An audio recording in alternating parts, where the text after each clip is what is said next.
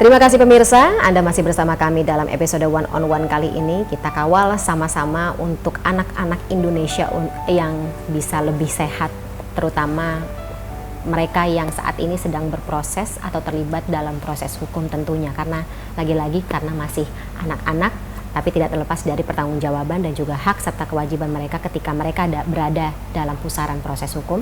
Masih bersama saya Ketua KPAI, Ibu Ai. Ibu Ai, sebelum saya masuk lagi kepada anak-anak yang anak-anak yang sedang terlibat ini, untuk datanya sendiri Bu saat ini di Indonesia, tentu juga kita ingin tahu data terbaru seperti Ibu Ai sebelumnya katakan, kasus kekerasan, kasus kemudian apa saja kasus-kasus yang mungkin bisa dijelaskan Ibu ya di Indonesia saat ini. Jika ada peningkatan, prosentasenya sebesar apa, jumlahnya seperti apa, mungkin bisa dijabarkan sedikit. Iya, tadi secara parsial saya menyatakan data di tahun 2022 itu anak berkonflik hukum yang terlaporkan ke KPAI sebanyak 54 kasus. Sementara ada tabulasi kami dari tahun 2017 sampai 2022 bahwa anak-anak ini menjadi pelaku ya dalam konteks ABH. Ini tertinggi adalah anak yang menjadi pelaku penganiayaan dan kekerasan fisik tadi itu dan perundungan. Kemudian tadi ya anak yang menjadi pelaku pencabulan dan lain-lain. Nah ini tentu parsial ABH, tetapi kalau saya kompilasi dengan data pengaduan di tahun 2022 sebagai anak korban, ini yang sangat memprihatinkan juga gitu ya, karena saya kira ini justru desain yang kami siapkan sedemikian rupa untuk bagaimana supaya kita mengetahui situasi dan kondisi yang terkecil pun kasus yang biasanya yang viral-viral aja gitu, tapi kami menyediakan data dan pelaporan ke masyarakat untuk merekod yang terjadi pelanggaran hak anak di Indonesia seperti apa. Yang pertama itu angka kekerasan seksual memang yang tertinggi untuk tahun 2022.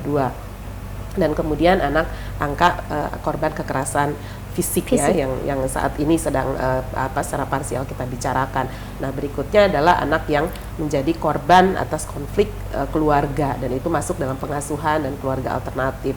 Nah, konflik keluarga ini kan biasanya tidak mampu diselesaikan dan kemudian kok menjadi anak ya, menjadi pelampiasan gitu. Bahkan ya bukan hanya soal kalau fisiknya tetap terlaporkan pada kasus-kasus perlindungan khusus, tetapi yang terjadi anak ditinggalkan, tidak ada nafkahnya ya, kemudian tidak ada akses bertemu dan lain sebagainya. Nah, saya mengatakan tiga hal ini ya, top 3 ya dalam situasi anak yang menjadi korban di Indonesia. Nah, secara parsial kami juga merekod data ada 54 angka anak yang berkonflik hukum yang itu terlaporkan. Kita tidak tahu di luaran sana itu karena ini wilayah fenomenanya gunung es Indonesia. Indonesia. Iya, dengan pendekatan tadi pengaduan ya, tapi kalau di luar pengaduan resmi pun kami sebetulnya juga sering follow up, mentindaklanjuti apa yang sesungguhnya faktor-faktor yang macet misalnya belum terselenggara, misalnya kok ada anak yang tiba-tiba damai gitu ya, tidak ada laporan pertanggungjawabannya, atau bagaimana proses diversi atau proses hukum di luar praktek pengadilan ini juga bisa berjalan, karena dalam diversi ini kan harus mendudukan ada korban, ada pelaku, ini kemudian ada pihak-pihak kepolisian ya, pegiat anak, Bapas gitu, kemudian juga tokoh masyarakat dan tokoh agama yang turut serta mendorong bagaimana proses mencari solusi atas situasi terjadinya konflik dengan anak ini antara korban dan pelaku ini. Nah, itu terjadi jika keluarga juga dari korban itu juga menyetujui. Nah, banyak diantaranya yang tidak menyetujui, bahkan di usia-usia 14 tahun ke atas, misalnya keluarga tidak mencapai perdamaian atau kesepakatan, dijalankanlah masuk proses hukum. Ini kan masih panjang sebetulnya.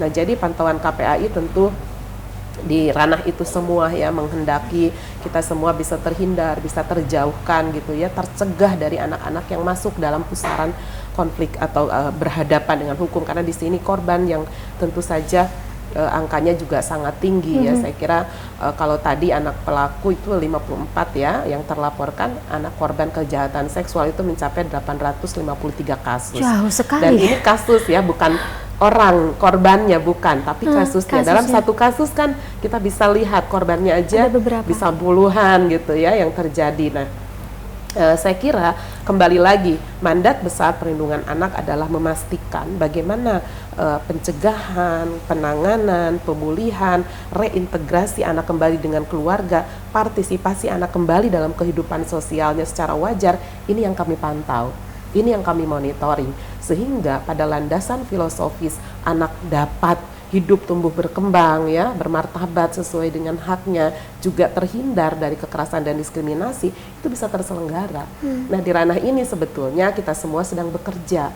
Walaupun misalnya tadi anak melakukan tindakan sekriminal ya, sekejam gitu, kalau kita tidak masuk nalar ya, itu tidak masuk akal kita.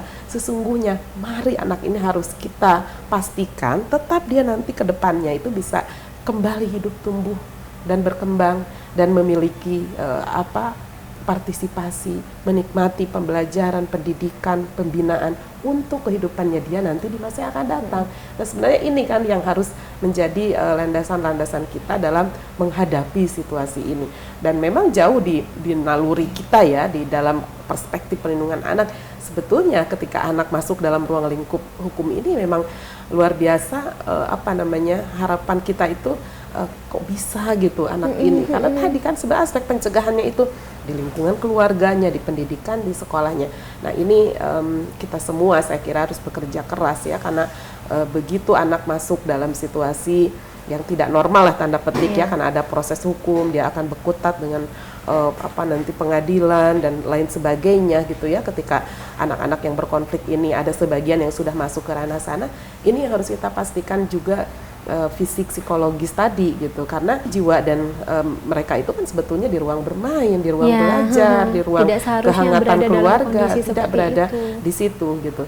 Nah, tetapi ya proses ini sesungguhnya kita memiliki koridor kuat di dalam sistem peradilan pidana anak. Ini yang sesungguhnya memastikan tadi ruang-ruang tadi gitu ya, untuk bisa relevan dengan usianya, dengan tumbuh kembangnya, tetapi juga memastikan anak juga dibina, bukan dibiarkan. Artinya mereka dalam situasi-situasi yang sudah melampaui batas atau berkonflik ya, yang sedang kita bicarakan ini kan memang ada pembinaan, ada pendidikannya, ada ruang lingkup yang itu bisa memberikan dukungan gitu secara mental, psikologis ya, secara fisiknya juga untuk bisa kembali jauh lebih baik.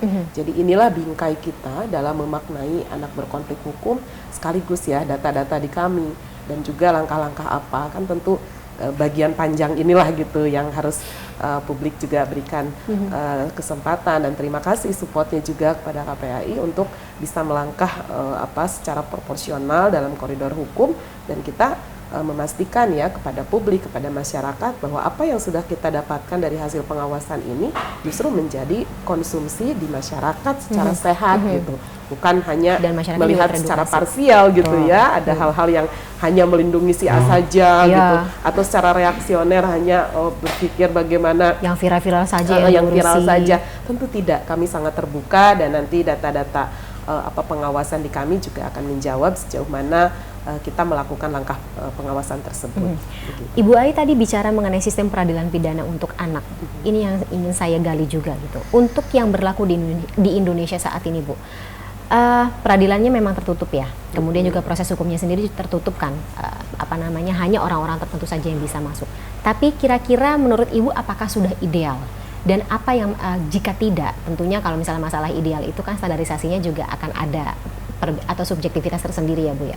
Kira-kira apa yang bisa dilakukan tentunya untuk institusi hukum supaya tadi sistem peradilan kemudian juga proses hukum ini bisa ramah anak?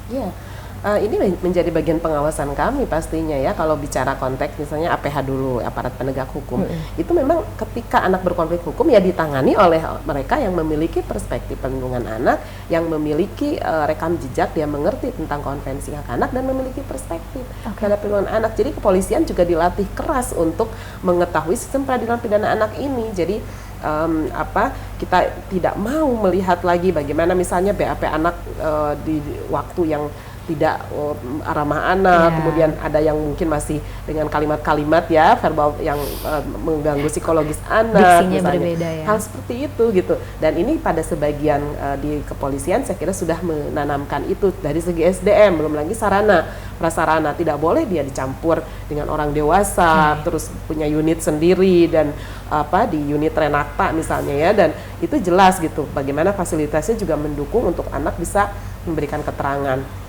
Termasuk di kejaksaan itu juga menjadi pengawasan kami, dan sejauh ini memang jaksa anak juga harus ditambah ya kualitas dan ya secara kuantitas misalnya terkait pemahaman terutama gitu ya, karena sebagian memang kalau kita bicara krimum misalnya, tetapi ini spesifik ada situasi-situasi anak ya, ini memang ada ruang lingkup pemahaman ya yang harus menjadi fresh perspektif atas kinerja di kejaksaan. Begitu juga hakim anak ini di tingkat Kemenkumham kan ada juga diklatnya secara nasional, dan itu bagian. Baru saja kami juga kemarin meresmikan diklat SPPA itu yang diikuti oleh kepolisian, kemudian hakim dan jaksa dan Sakti Peksos ya, Satuan Kerja Profesional untuk Pelindungan Sosial, dan juga kemarin itu ada dari pihak-pihak misalnya dari advokat dan lain-lain ya, pengacara. Nah, saya pikir bagian ini yang paling penting ketika bicara SPPA untuk sama-sama memahami, menyamakan frekuensi gitu ya, juga perspektif terhadap perspektif ranah anak. Nah, ini yang terus menjadi bagian pengawasan kami, Mbak. Jadi long term pengawasan ini juga melahirkan rekomendasi sehingga gitu ya, baik itu Polri, MA, Kejaksaan, Kejagung, dan teman-teman yang bergerak di advokat, pradi dan lain sebagainya, punya perspektif dan juga pengetahuan soal itu. Memiliki perspektif yang sama terkait perlindungan anak di dalam sistem peradilan pidana anak ini. Mengapa? Ya karena ada perlakuan khusus. Mengapa? Ya karena ada aturan perundangan yang mengatur secara jelas bagaimana anak-anak dalam ruang lingkup pidana. Ini bahkan juga sudah diatur dalam konvensi internasional, dan setiap negara juga melakukan hal yang sama seperti itu. Perspektifnya sama ya, untuk memandang anak-anak yang berproses dan juga berkonflik dengan hukum. So far kesulitannya apa, Bu? Berbagai daerah ya kami memantau, itu memang ada yang sudah memiliki kapasitas dan infrastruktur yang ramah anak, tetapi ada juga yang memang belum, bahkan gitu ya, nggak ada. Infrastrukturnya juga harus terus dibenahi ya, dan saya kira ya itulah ya bagian-bagian dari pengawasan kami, sehingga komitmen negara, komitmen pemerintah dalam menyediakan gitu apa yang harusnya hari ini dimiliki, infrastruktur ini, SDM ini, itu yang sebetulnya menjadi landasan program pemerintah ke depan. Jadi pengawasan ini selalu melahirkan rekomendasi dari KPAI. Kami sedang bekerja hari ini di ranah restitusi ganti kerugian, dan itu untuk anak korban kekerasan seksual di Undang-Undang 12 2022 wajib diinformasikan oleh aparat penegak hukum. Artinya anak-anak yang menjadi korban ini ditanyakan oleh kepolisian, kamu akan memohon restitusi atau tidak. Nah, untuk orang awam restitusi ini makhluk apa gitu kan. Nah, ini kami MOU-kan dengan LPSK, Lembaga Perlindungan Saksi dan Korban, dan KPPA, Kementerian Pemberdayaan Perempuan dan Perlindungan Anak, dan peserta targetnya itu adalah para APH ini, aparat penegak hukum, yaitu ada jaksa, ada polisi, ada hakim di dalamnya, untuk bekerja sama bagaimana negara memastikan hak anak dalam konteks ganti kerugian dia sebagai korban dibebankan kepada pelaku ini untuk mendapatkan kerugian tersebut sebagai hak gitu. Jadi bukan sebuah permohonan meminta-minta, ya aku udah dianiaya, udah disakiti, ganti dong kerugiannya. Bukan konteks meminta-minta, tapi ini adalah skema hukum, dan ini adalah suatu hak yang harus diterima oleh korban. Nah, ini hal-hal ini juga masih sangat berat ya kita berikan langkah-langkah edukasi, apalagi eksekusi bagi mereka, karena eksekusi itu kan infrastruktur tadi gitu. Bahkan Sarpras dan SDM ini ya harus satu paket, gak bisa misalnya SDM-nya sudah lompat, sudah sedemikian hebat, tapi Sarprasnya juga gak ada. Ini bagaimana kita bisa bergerak ya. Nah, termasuk misalnya bagaimana pengadilannya tertutup atau tidak, kan bagi sebagian ini juga yang belum memiliki perspektif, misalnya dibuka aja, anak dikonfrontir, anak dikonfrontir dengan pelaku misalnya di ruang pengadilan. Nah, hal-hal seperti ini yang menurut kami fluktuatif ya. Saya juga nggak bisa menyebutkan di daerah aja yang terjadi, nggak bisa. Di daerah juga ada yang sudah menjalankan mandat-mandat SPPA, tetapi ya memang saya harus mengakui ada juga yang masih perlu kita perbaiki gitu ya, bahkan kami awasi dan direkomendasi. Nah, jadi disitulah konteksnya, kemudian disitulah kami juga bekerja untuk memastikan, karena situasi anak berkonflik hukum ini ya terjadi itu malah ya memang di berbagai tempat yang mungkin tadi aspek pendidikan kepada anaknya belum sampai gitu, kemudian ada ruang lingkup budaya kekerasan di sekitarnya yang memicu anak pun melakukan itu gitu. Jadi ada perangkat domestik di lingkungan keluarga, perangkat sosial di dalam konteks anak berinteraksi dengan sosial, dan di ranah yang paling hilirnya yaitu di proses hukum juga ternyata masih banyak hal-hal yang belum memiliki perspektif pelindungan. Kerjaan rumahnya banyak. Jadi ya Bu ini ya. yang harus kita pastikan. Ya, bagian edukasi lagi-lagi dan ini kinerja kami merekomendasi untuk lebih meningkatkan efektivitas penyelenggaraan perlindungan anak.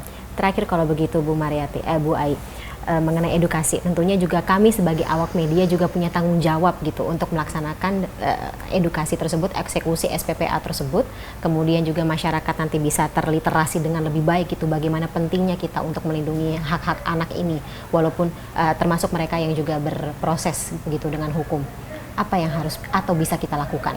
Ya, pertama memastikan unit keluarga terkecil ya, kalau saya bilang nggak hanya awak media tadi, karena media juga punya keluarga pastinya. Ini untuk menjadi bagian penting kita menggalang bersama, menjadi benteng pertama tidak terjadi persoalan kekerasan.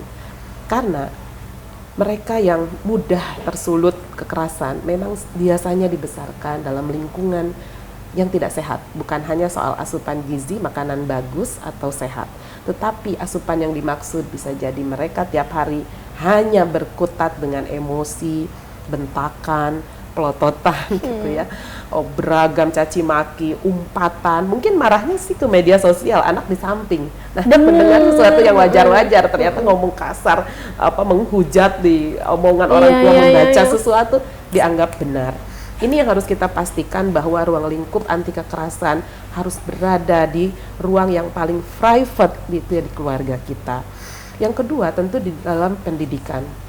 Bagaimana Permendikbud sudah mengatur ya, bahwa di ruang-ruang pendidikan itu tidak boleh ada kekerasan. Tetapi sebagaimana kita saksikan, bully ya, kata-kata pedas, verbal, tindakan yang tadi berujung pada kekerasan fisik, tawuran masih merajalela gitu. Ini artinya ada lokus-lokus pendidikan yang itu harus secara rapat dan kuat memberikan dukungan edukasi. Bukan hanya sosialisasi, tetapi juga terintegrasi dalam proses belajar mengajar. Bahkan yang paling mulia adalah role of model. Artinya bagaimana lingkungan dewasa yang ada di ruang lingkup pendidikan itu memberi teladan, memberi contoh gitu. Persis di keluarga juga demikian ya. Model itu yang harus betul-betul menjadi utama, sehingga apa yang anak saksikan, apa yang anak alami dan dia rasakan itu bersumber memang dari orang-orang yang dia percaya, yang dia hormati gitu.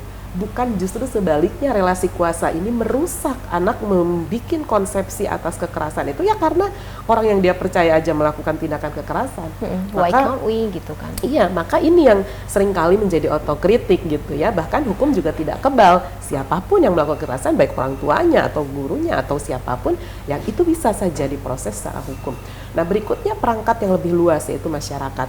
Yuk sekarang mulai kegiatan di tingkat desa, RT lah yang paling kecil, itu masukkan dong kegiatan yang memberikan apresiasi terhadap anak, yang melibatkan mereka dong di dalam, bukan hanya ngomongin 17 Agustus 17 Agustus juga biasanya yang gede-gedenya itu yang acara orang dewasanya ya, yang kecil udah deh anak-anak mau lomba nari aja, gambar gitu lomba ya. gambar aja. Tapi mari desain dengan mendengar apa yang diharapkan dari anak. Mereka punya pendapat, mereka punya pandangan. Ini yang semestinya menjadi desain program desa, program di tingkat RT RW terkecil. Jadi bukan hanya soal kapan ya, siapa ya ronda, tetapi kapan dan bagaimana ya kita adakan misalnya anak-anak ini untuk terlibat dalam kegiatan-kegiatan Nah, ini saya kira bagian penting ya untuk membangun budaya atas perlindungan anak dari unit-unit pemerintahan terkecil. Dan selebihnya saya kira ada lingkungan, baik saya, kita semua nih di pemangku kepentingan, ada kementerian, ada lembaga ya, badan-badan dan lembaga, masuklah awak media, dunia usaha, dan lain sebagainya, semuanya harus memastikan terintegrasi dengan ruang lingkup perlindungan anak. Sehingga yang di proses hilirnya tadi ada kepolisian ya, kejaksaan, ada sistem peradilan dan lain sebagainya, itu menjadi problem hilir yang anak ini tersumbat, tidak boleh masuk ke sana gitu. Itu kan tujuan besar kita ya. Sehingga kalaupun tetap ada dunia yang memposisikan anak masuk di dunia pengadilan pun tetap ada ruang lingkup rambu-rambunya juga. Ini semata-mata untuk menyelamatkan bonus demografi kita supaya tidak masuk di dalam situasi-situasi yang memprihatinkan ini. Karena apa? Di tahun 2045 ini diramalkan ya, baik oleh Bappenas dan para ahli, bahwa Indonesia akan memasuki masa produktif. Dan dari siapa? Bukan dari kita loh. Kita entah di tahun 2045 udah seusia apa. Dari anak-anak yang 18 tahun ke bawah ini. Gitu ya, karena ukurannya mereka akan di bawah 45 tahun dan mungkin mereka ya sedang mempersiapkan ke arah sana. Tugas kita kalau tanpa ada rekayasa dan persiapan di 2045 ini ya mereka produktif tapi tidak tahu arah, ya kan? Ini yang menunjukkan bahwa dengan persiapan ini, dengan dukungan ini, mereka akan disiapkan masuk ke tahun yang produktif itu, generasi emas itu dengan siap, berkapasitas, unggul dan memiliki kualitas. Itu yang kita lakukan. Jadi mari sama-sama, ini bagian penting saya kira, controlling, watchdog, kemudian pilar demokrasi dari media menjadi bagian penting. Berjalan atau tidak sistem ini kita lakukan bersama. Ibu, saya sebenarnya masih pengen dapat banyak insight lagi Bu, tapi saya sudah dikode-kode oleh teman-teman produser, durasinya sudah habis, jadi kita sudahi dulu ya, terpaksa harus sudahi dulu dialog kita pada hari ini. Ibu masih mau ya untuk diganggu lagi oleh awak media berikutnya, karena kita masih sama-sama ingin juga membantu KPAI mengawal jalannya proses tadi, tidak hanya edukasi, literasi, restitusi itu juga gitu. Kita potong semuanya, kita kondisikan semuanya di hulu agar minim banget yang masuk sampai ke hilir begitu ya Bu ya. Terima kasih sebelumnya atas waktunya Ibu Ai. Terima kasih sekali atas insight-nya pada hari ini dalam episode One on One kali ini. Sehat selalu Ibu ya. Pekerjaan KPAI masih panjang ke depannya ya Bu ya. Tapi saya harapkan insya Allah sukses kemudian di kemudian hari. Dan demikian episode One on One kali ini berakhir. Saya Fani Imania, pemirsa. Terima kasih.